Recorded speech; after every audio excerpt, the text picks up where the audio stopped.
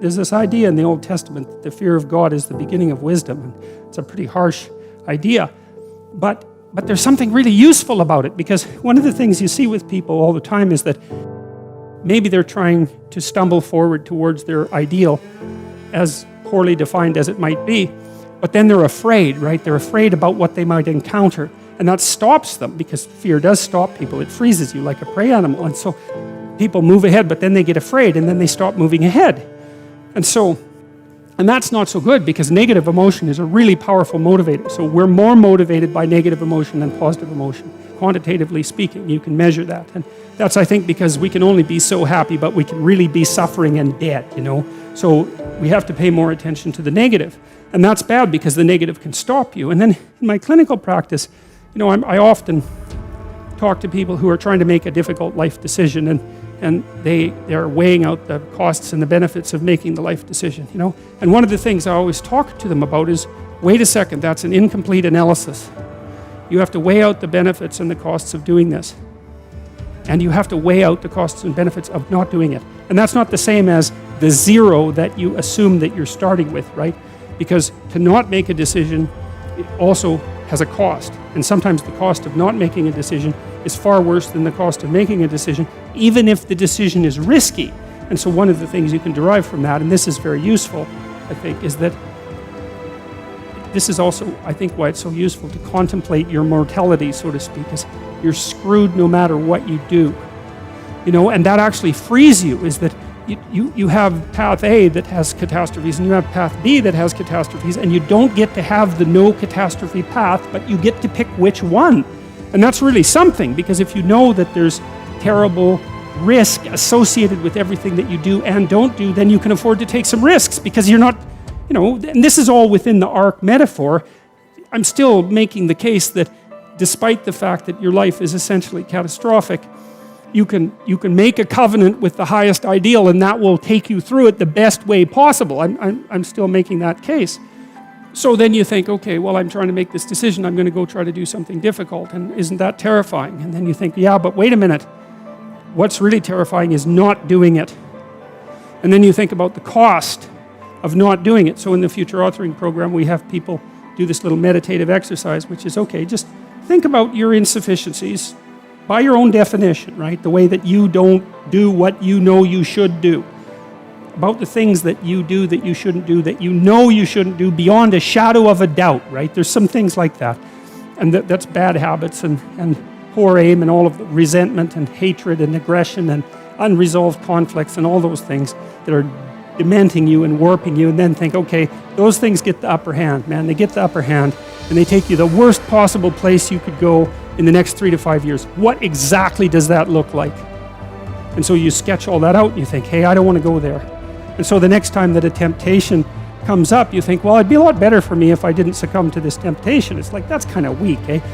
You'd look a little better if you didn't eat like a cheesecake a day or something like that. You know, that's something, but it's not the same as, I'm going to have diabetes and I'm going to lose my damn leg in 5 years if I don't get my eating under control.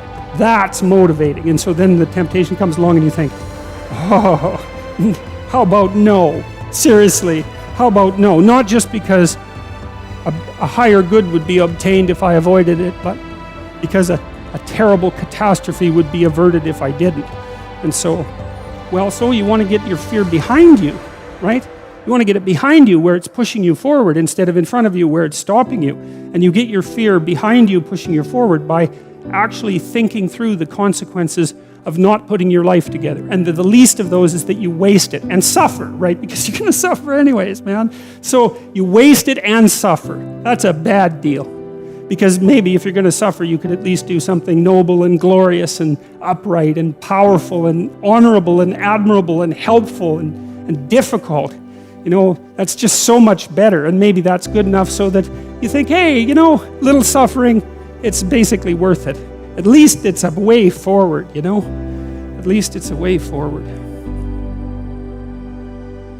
Beauty is one pathway towards God. And if you can't find another pathway, then why don't you use beauty? I'm sure most of you do that with music, because music is the one thing that modern people can't be cynical about. Thank God for that. And been fascinated by music because of that. It speaks meaning to people, right? You know, I've mentioned to people that they should clean up their rooms.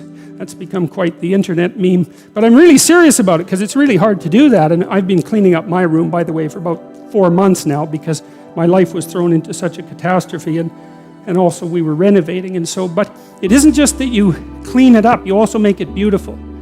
And it's really hard to make something beautiful. And it's really worthwhile. And what's really cool is if you learn to make something beautiful, even one thing, if you could just make one thing in your life beautiful, then you've established a relationship with beauty. And then you can start to expand that relationship with beauty out into the world, like into other elements of your life. And that is so worthwhile. It's just incredibly, crazily worthwhile.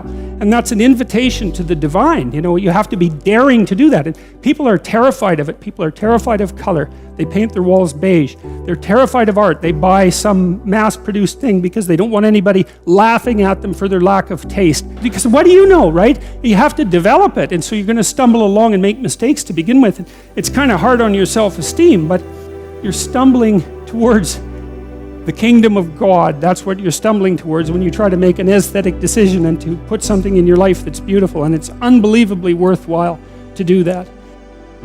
Man does not live by bread alone. That's exactly right. We live by beauty. We live by literature. We live by art. And literally, not metaphorically. We cannot live without it because life is too dismal and tragic in the absence of the sublime. So, and ourselves, we have to be sharp so that we can survive properly and orient the world properly and not destroy things, including ourselves. You are somewhere, you're a certain way, you're moving forward, something happens that you don't expect, it blows you into pieces, it introduces chaos, right? You face the dragon, you get the gold, or maybe the bloody thing eats you and the story is over. And then you get to where you're going. But then the question is, well, what happens when you get to where you're going? And that's a really important issue because one of the things that happens to people all the time in their life is that they get to where they're going and then they don't know what to do, right? So, for example, you graduate from university. It's like, okay, story over. Who are you now? Who are you the next day? And so what happens is when you succeed, then there's a success crisis. And the success crisis is, well, I've run this story to its end. Now what? What you should do when your story comes to an end, when you've achieved what it is that you want to achieve, when you've achieved what you need to achieve, then the next question is, okay, well, now I'm that person or I have that character. What do I need to do next? And some of that is always, well, what do I need to give up now? What do I need to let go of so I can move to the next plateau, right? Assuming that your life is a sequence of upward moving. It's like Sisyphus, except you're actually, each time you climb up the mountain, you get a little higher on the mountain. It's something like that. So it's Sisyphus with an optimistic bent. And maybe if you push the rock up the mountain properly and let it roll down, and if you do that right, then it's okay. Every time you roll it back up, it's better in some sense.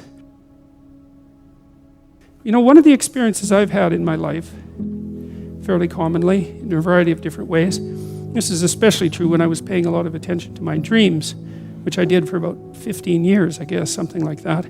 Now and then I would feel like I'd learned some things and had sort of consolidated them, and then before I went to sleep, I'd think, okay, I'm ready to learn something else. It's like, and I didn't say that without trepidation, and because usually when you learn something, you know, it's not that pleasant, because you usually learn something about why you're wrong.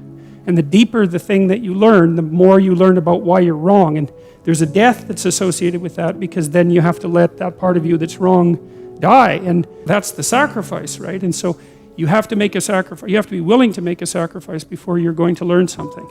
Perhaps what you'll learn is in proportion to your willingness to make a sacrifice. And I really do believe that. I do believe that as well, because I also think that if you commit to something, that means that you don't do a bunch of other things, right? So that's the sacrifice of all those other things.